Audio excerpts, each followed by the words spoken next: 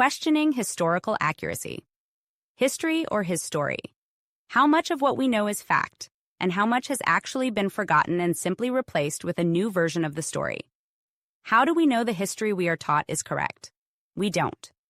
Once you realize this and begin your own search to validate what you have been taught, it does not take long to realize you have been scammed. Yes, scammed. For you are taught a partially, if not fully, false history. How did this happen? I'll tell you exactly how this happened. We were sold this story when we were like 5 to 8 years old, and no one ever questioned it. What if, in fact, the entire story is a scam? How would we know?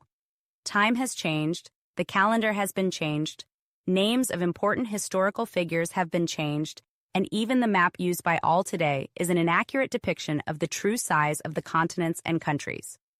Huh? Yes. Did you know there was never a Julius Caesar? That was not his name, nor was Jesus the real name of the person we refer to as Jesus. Huh?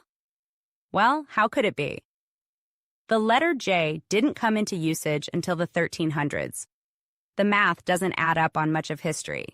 Once you begin to collect enough reference points, you will see all the holes in the story. This is how it works. First ask, how is history altered? We are witnessing this before our eyes in modern society as schools adjust textbooks following the Black Lives Matter movement. History can be altered, and if they have done it once, they will do it again. And surely it has been done in the past. History can be altered. Once enough generations pass, there will be no one who is alive to remember anything different, and thus, the accurate description of events in the past dies out. This is always happening in small and large ways as time passes. Yes, I agree that many of the statues should have come down, and there was no need to glorify those who had caused this group injustice. Yet my point is that history is being removed, and once removed from everyone, it only takes a few generations until it is forgotten altogether. How many events have been removed from history altogether? What has been altered and redacted that we don't even know about? True history is all of the events of the past. History is supposed to be an accurate timeline of events past.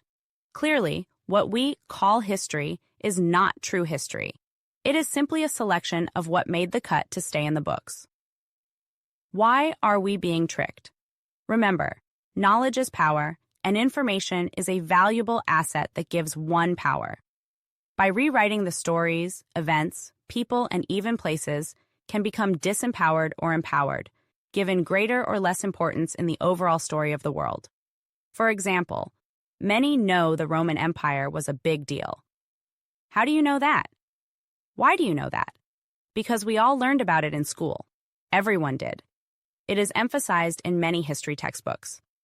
The Roman Empire made the cut to stay in the storyline, for it is not a timeline. Thus, it is a storyline, his story. Because we all know this, it is likely we all believe the Roman Empire was powerful, correct? This is how history empowers and disempowers individuals, groups, places, and events. Events in history also bring us together or keep us divided. Most of history is an us versus them. Whoever us was and them was in that era, or battle or time. The stories of history either unite us or divide us, much like the mainstream mass media. There is an us and them, whether that be the people against a pharmaceutical company, or a state such as California against a storm, or the people against the people. It is always us versus them. These can be nature, a company, a person, a group, or an event, but the common denominator is the division that occurs in the way the stories are told. Do those tricking us know they are building an illusion? Some maybe, others no. How is the illusion and its objectives sustained? Before you begin to imagine that everyone is in on this, they aren't. That's the craziest part of all.